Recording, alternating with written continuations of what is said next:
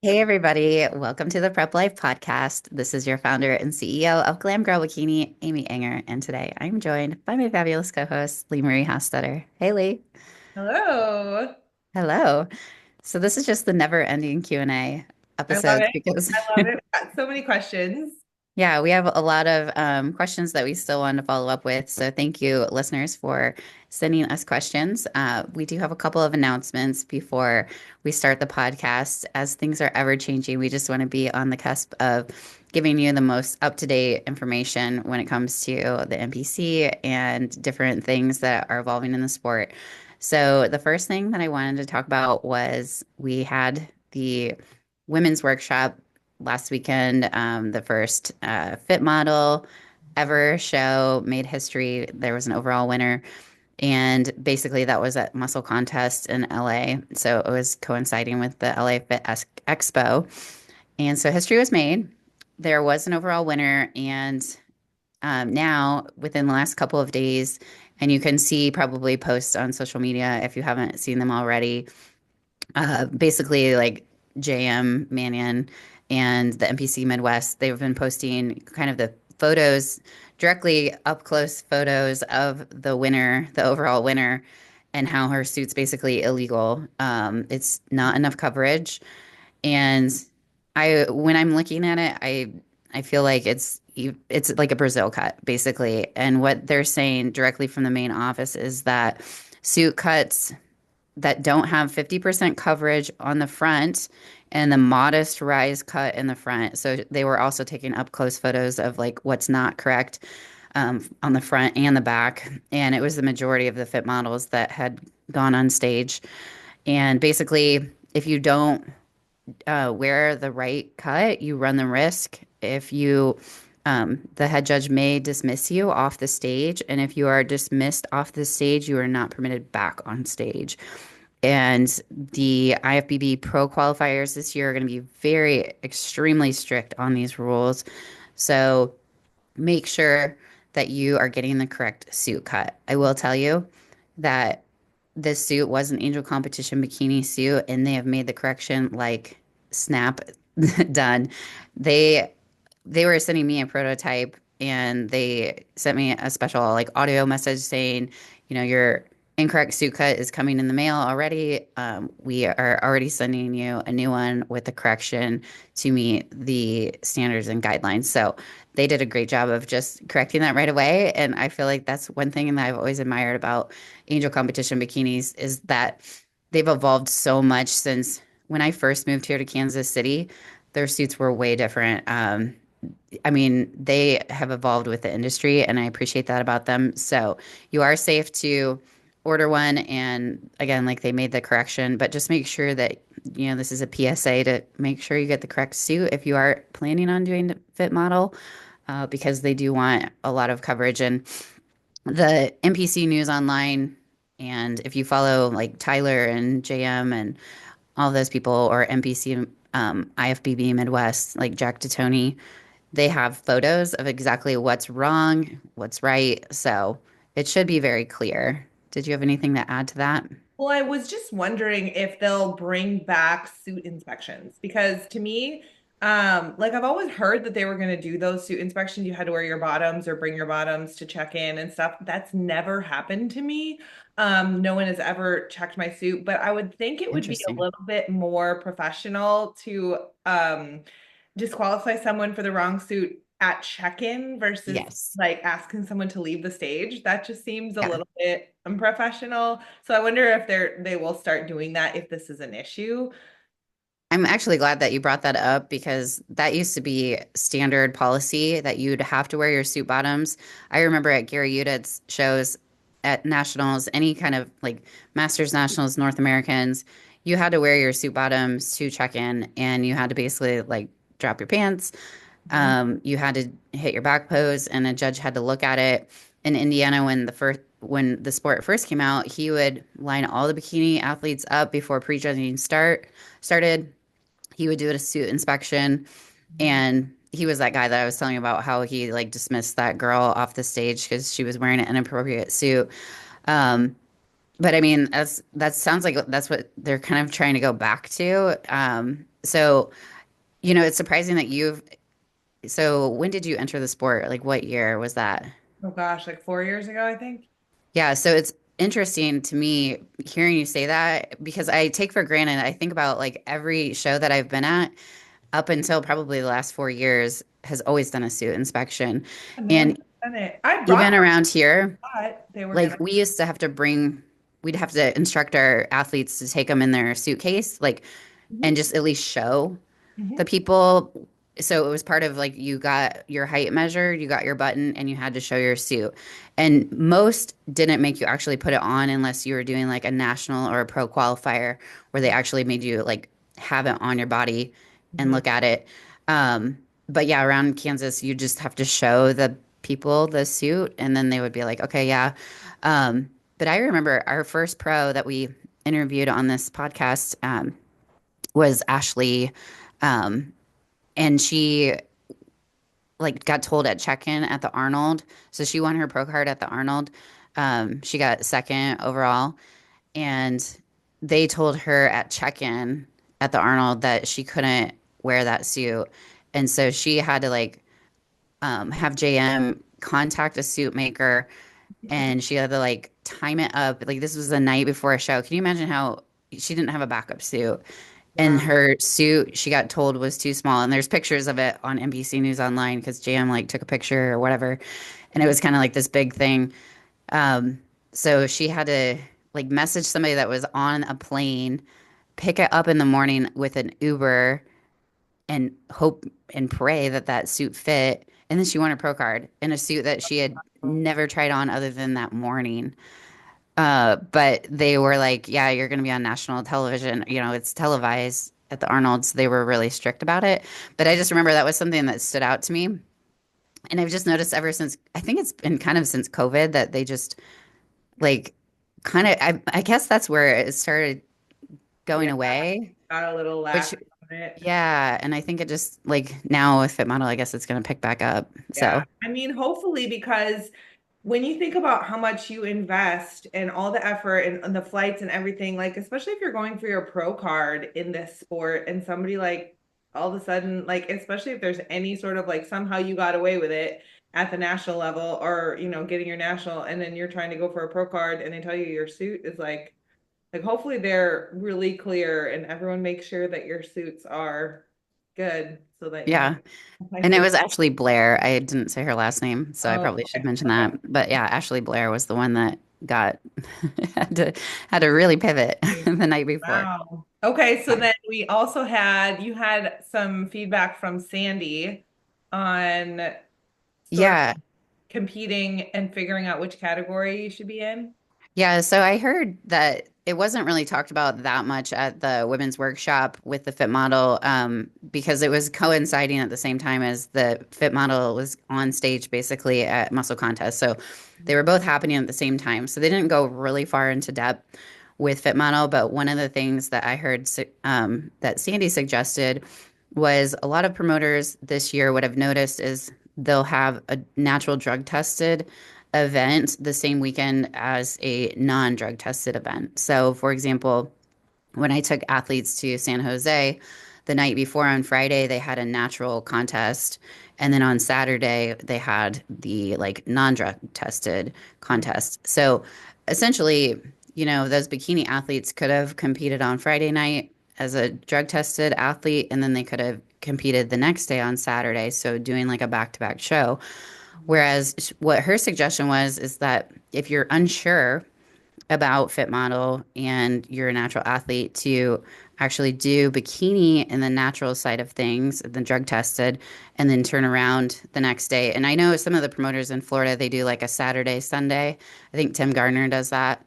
Um, but anyway, what she's saying is try fit model in like the non-drug tested, and then you can kind of get feedback there, like just to see where you land, since you can't cross over in the same competition. But then you're not spending all this time like trying to get ready for a show and having it to be spaced out, where it's just like in real time you're kind of figuring out like, I mean, yeah, it's a day apart or whatever, but I mean, you're basically finding out in real time, like, is my body more suited for bikini on the drug tested side, or is it more fit model on the non-drug tested side? Yeah, So, I think that's really smart because I think at this point, still, I know they're hoping to grow the sport. And I think eventually in years to come, the fit model division will be the entry level.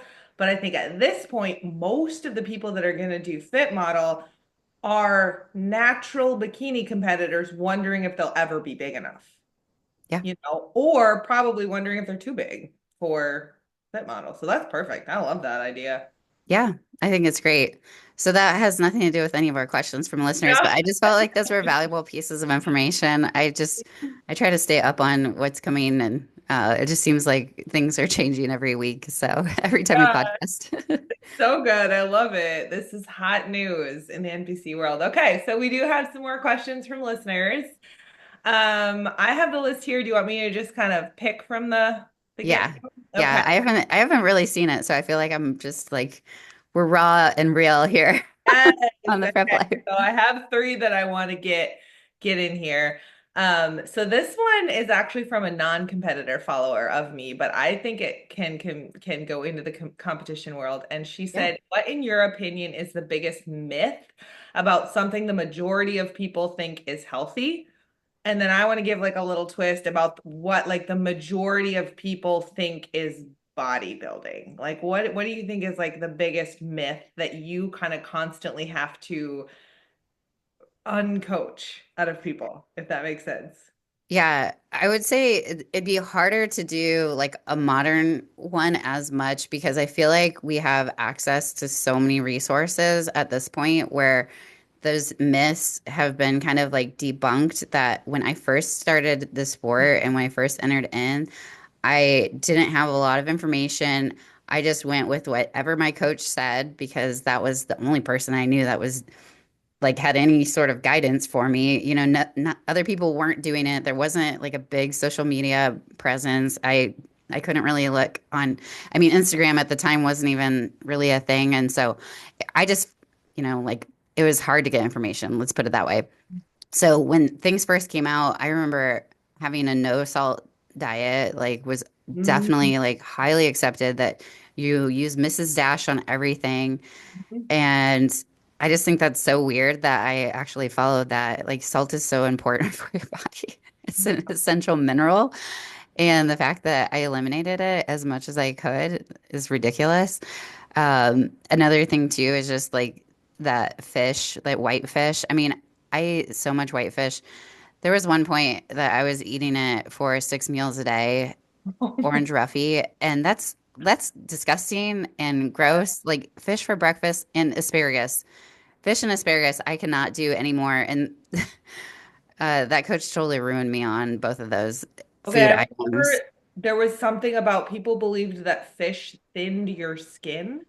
Did you hear Yeah, I that? mean, it's definitely low fat item and it I digests well, mean, but it's not like the end all be all. I mean, it's yeah. lower fat, so if you eat it and it's low calorie and you get a lot of volume. So, at that time, coaches weren't really giving you macros or like even telling you what your calorie intake was. If I would have done an audit of what my diets were back then, I would probably guess that they were like 900 calories, because it mostly consists of like vegetables and fish. Wow. And well, I I mean, remember having one meal plan that had 2 tablespoons of rice and 4 raspberries.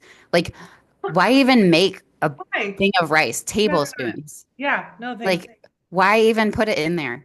That's like a trace amount of carbs. That's almost makes it worse.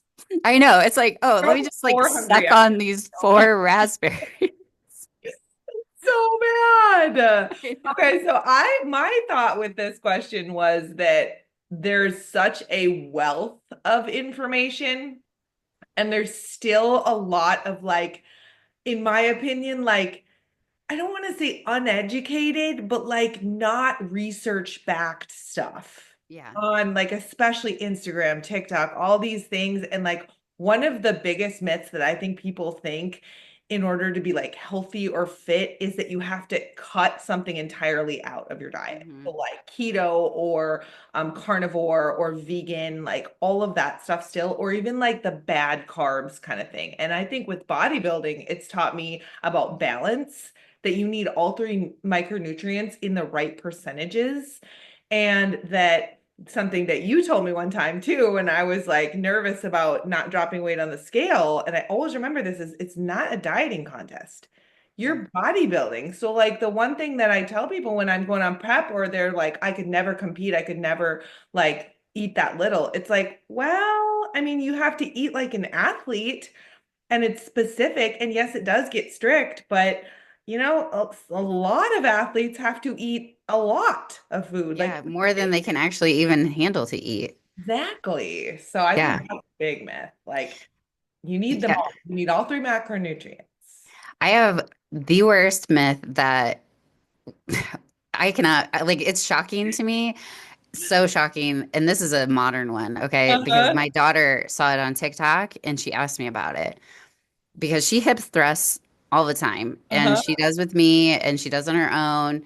And like, she was like, Mom, the other day, like this was just so this is out there right now. And I'm like, who the heck is saying this? But she was like, I heard that you can hurt your internal female organs if you hip thrust. And I was like, what? And she's like, should I be using like a pad on here? Or I'm like, girl, you are fine. I'm like, do not listen to that. And she's like, I heard that it damages like your ovaries and your uterus. And I was like, what? Like, who is giving this garbage to these girls? And then she'll once in a while, like, and I know she gets it off TikTok, she'll ask me some random like diet question, which she knows the answer because she's been educated by my husband and I, like on things. And she'll be like, somebody was saying that they get abs because they like cut out all bread. And I'm like, what do you think about that? And she'll be Yeah. like, I think it's not true. And I was like, yeah, you're right. Yeah. And I kind of like put it back on her. I'm like, what do you think about that, myth or whatever? So yeah, Uh-huh. shame on those people that are doing that kind of crap. But Okay, I anyway, was on vacation one time. I think it was the first or second year we did prep. And I was like, we got like a day pass to a gym. And I was doing barbell hip thrusts, and I could not find a pad anywhere. And I did barbell hip thrusts with no pad. And like I had bruises on my lower abs, but I was like hardcore. I was like, I'm gonna do it. but you'll be able to have kids. Totally, I'm totally fine. Right. It's fine. But yes, use a pad. It's much more comfortable.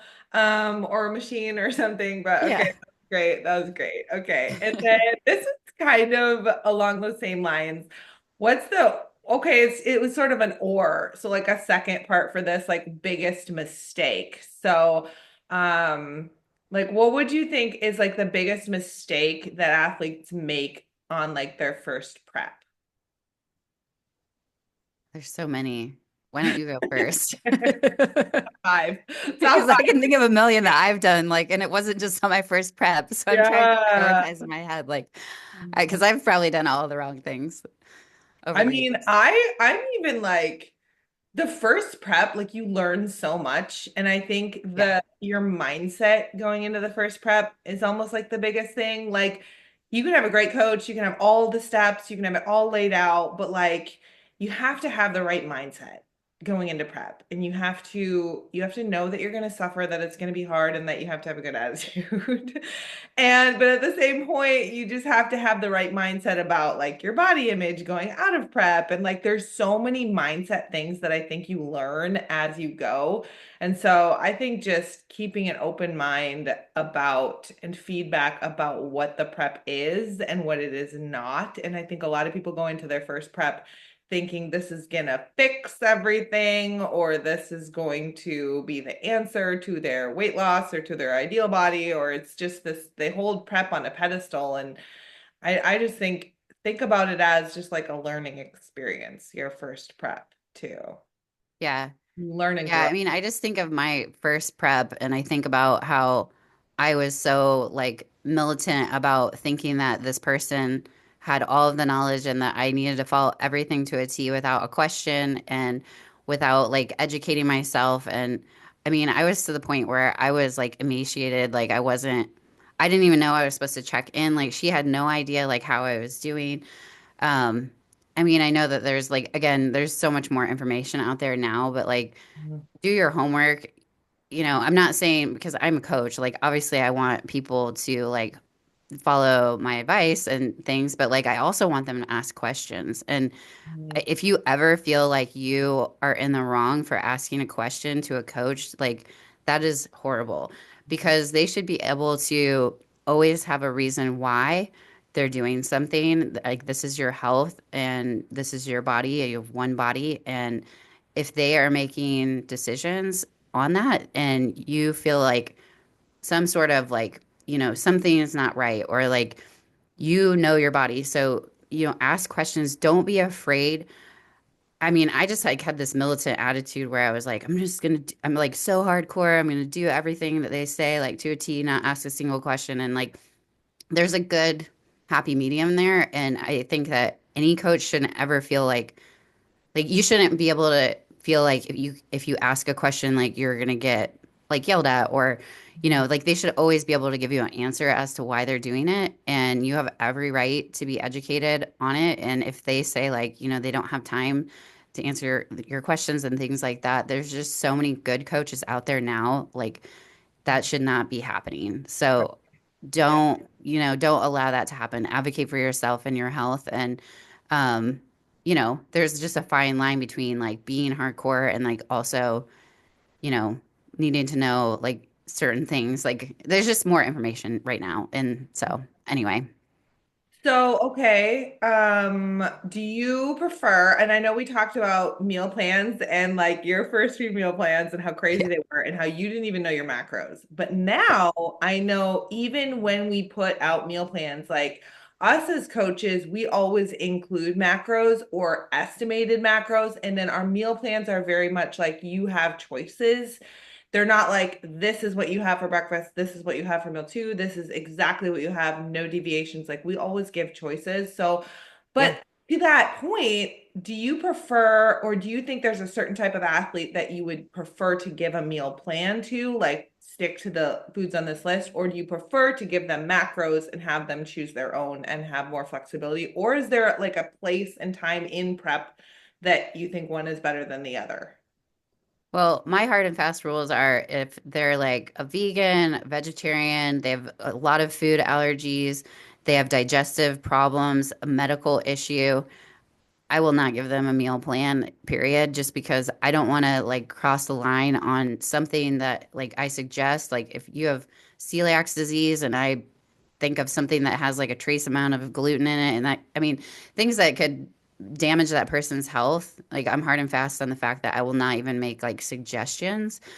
Maybe like some pre and post workout guidelines in terms of macros, like maybe 20 grams of protein pre, 20 grams of protein post, and then like the same with like meal timing stuff, but like just numbers.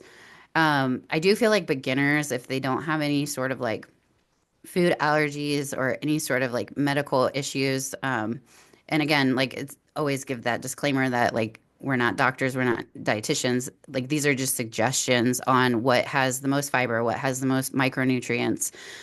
Sometimes I think it's easier for people that are just starting out.